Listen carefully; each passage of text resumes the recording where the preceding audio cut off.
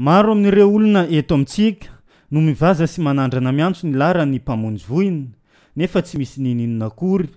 Fanadalana azy ireo izany araka ny voalazan'ny lehibe ny mpamonjy voina ka andraisana fepetra entitra ary ho aramaso akaiky. Fanazavana fanampiny hoentiny lehibe ny mpamonjy voina avy ao amin'ny commune. Etona koa dia mbola manafatra atsika vahoaka eto Mahajanga.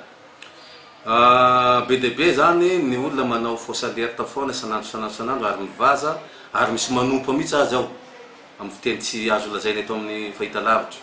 Ka izahay efa nahazo telefôny raitra avy any ambony any tany amin'ny CPGI primature.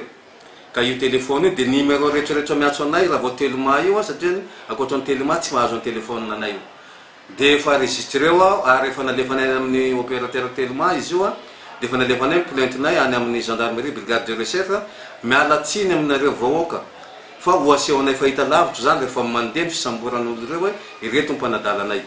Mba tsy isian'izay dia miangavy atsika mba tsy hanaonao fahatany fa raha tonga tokoa ny fahamaizana ka tsy mandeha zahay dia zavatra hafa ndray no miseho. Dia tatoato koa dia mbola niseho le resaka hoe ady mpivady dia mandoro trano. Mba maingavy re tompoko niaditsika mpivady mba aza atao amin'ny resaka fananatsika ka mahafady zanak'olona ohatra reny. Nisy tao Tsararano nisy ihany koa afaka maro tany Sokema mbola aty mpivady koa namainy trano tany.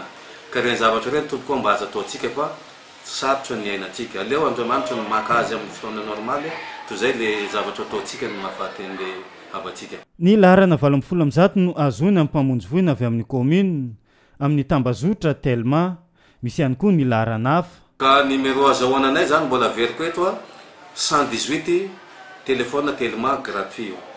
Dia miala an'izay moa misy numéro ny personnel ihany koa zany ny atanka zao lehibe ny mpamonjy voina eto matetika fa be dia be ny miantso amin'io numéro flotte izy io 034 14 401 21. Misy ny sazy enjana ampiarina ho an'ireo mini mbola manadala miantso ireo mpamonjy voina ireo.